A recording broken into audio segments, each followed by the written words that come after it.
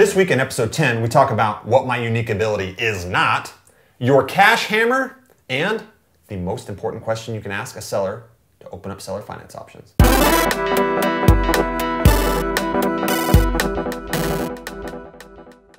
Welcome to I Love Real Estate Stories, episode number 10 from the trenches. This is the show where we give you the behind the scenes look at the life of a real estate entrepreneur, showing you what's possible and teaching you along the way. So you guys will remember that last week we talked a little bit about unique ability. Unique ability is something that gets you energized. You get jacked to do it. You really love it, and you could do it all day long, and you do it for free, right? So I told you a little bit about what mine was. I like talking to people. I love getting in and understanding their situations and identifying with them. I love that. I love talking about real estate, obviously. I'm here in front of the camera doing that. But I also recognize this week, and we're going to get into it a little bit, that I don't like details.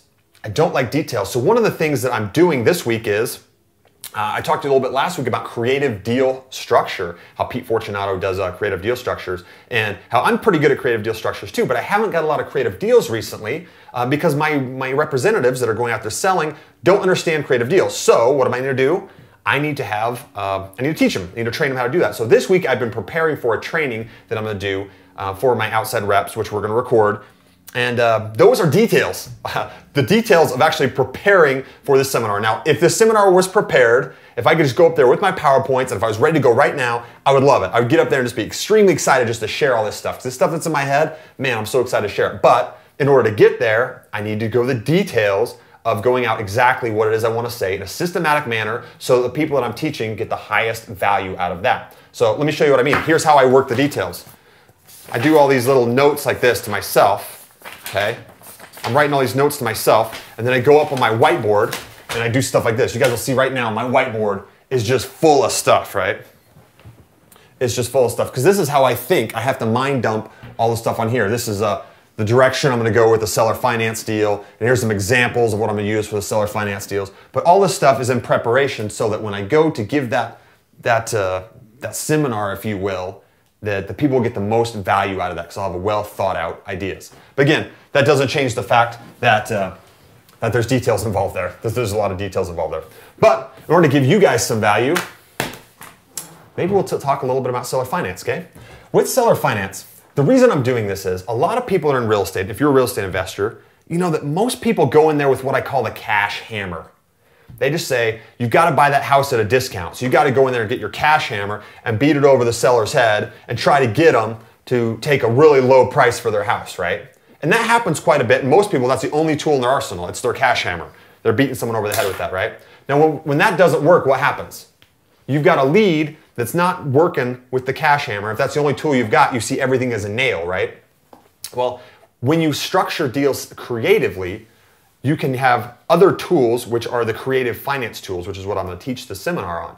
And for example, did you know, the cheapest money that you can borrow, people that are doing flip properties, a lot of times are borrowing private money or hard money at, 2 points and 10 or 12%. I lend that money, right? We've talked about that before. But the cheapest money you can get is from the seller. The seller, the person that's selling you that property, that is a lot of times the cheapest money that you can get to do a flip deal or to do a wholesale deal, right? And the key there is asking that seller, when your cash hammer is not quite working, or even before you whip out the cash hammer, you ask the seller, say, what are you going to do with the money? Meaning, when you buy that property from them, what are their plans with that money? They're going to get this chunk of money. What are they going to do with it? Now, if they don't have a good answer for that, and most of them don't, they say, well, I'm going to go put it in the bank, or I'm going to put it into a CD or annuity or whatever they're going to do with it. If they don't have a good answer for that, you might be able to come out there with a terms deal. And let's say, for example, you're going to do a flip, okay? You want to flip this person's property. And you're going to have to go borrow hard money or private money and pay them a pretty big interest rate. Well, if you can go to that seller and say, you know what, if you don't quite know what you're going to do with the money, what if I pay you a little bit now, and then the balance, I can pay you a little more money if I can pay you that balance in 6 months. Does that make sense?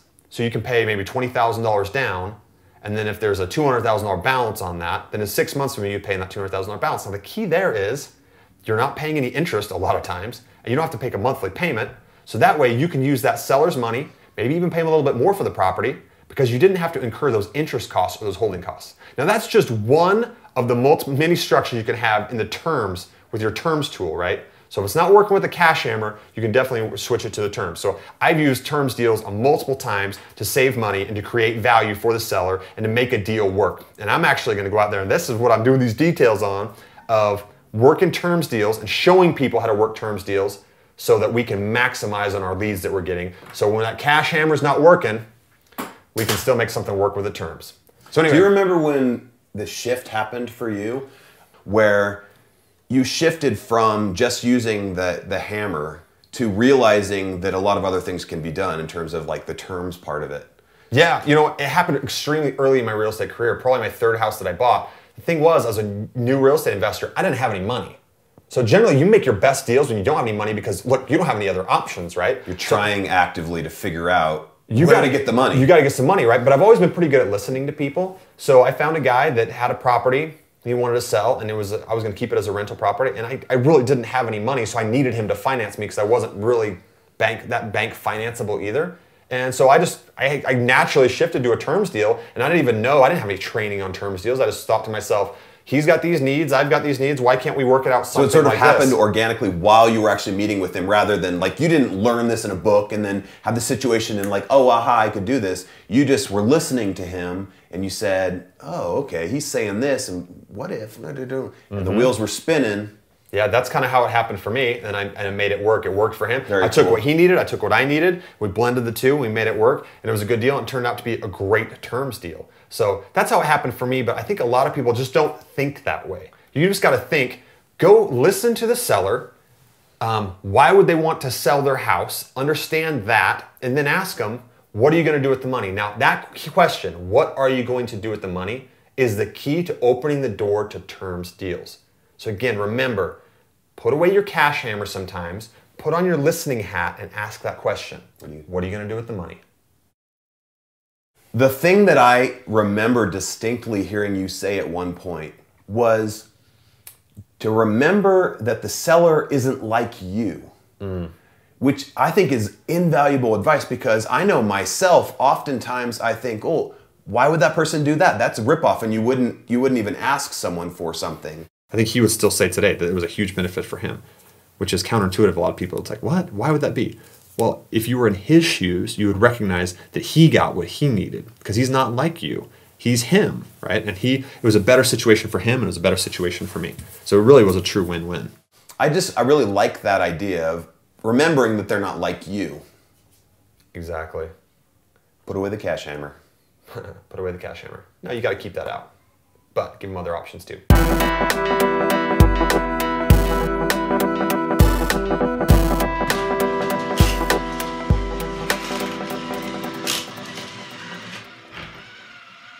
Hey, if you liked that video you just saw, do me a personal favor and subscribe to our YouTube channel and let us know what you think. Leave us a comment. We definitely want to know what you guys think so we can keep putting out good content for you.